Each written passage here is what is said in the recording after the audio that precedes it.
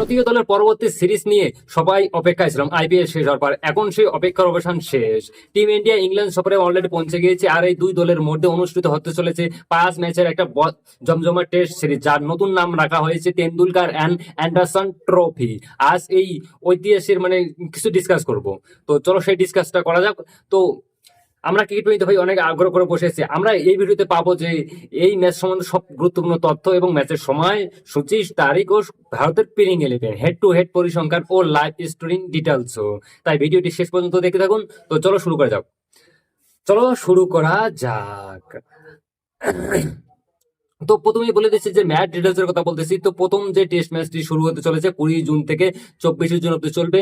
এই ম্যাচটি খেলা হবে লিডসের হেডিং লিডস স্টেডিয়ামে। ভারতীয় সময়ে বিকেল 3:30টার দিকে শুরু হবে।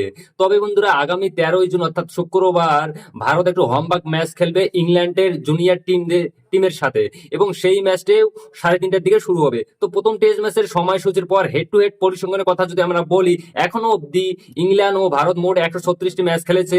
এর মধ্যে ইংল্যান্ড জয়লাভ করেছে 58টি ম্যাচে, ভারত জিতেছে 35টি ম্যাচে, আর 50টি ম্যাচ ড্র হয়ে গেছে।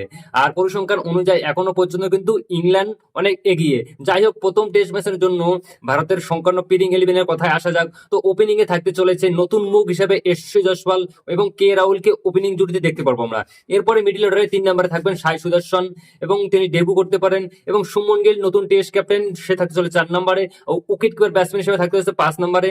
আর করুণ নাম্বার থাকবে 6 নম্বরে। নীতিশ কুমার রেড্ডি থাকবে 7 নম্বরে, এবং রবীন্দ্র জাদেজা 8 নম্বরে, এবং প্রসিদ্ধ কৃষ্ণা, জসপ্রীত বুমরা এবং 11 নম্বরে মোহাম্মদ সিরাজ।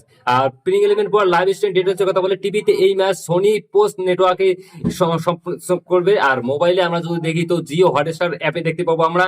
আর বন্ধুরা, পাশাপাশি ম্যাচের সমস্ত আপডেট ছোটখাটো ভিডিও পেতে আমাদের চ্যানেলটাকে সাবস্ক্রাইব করে দাও।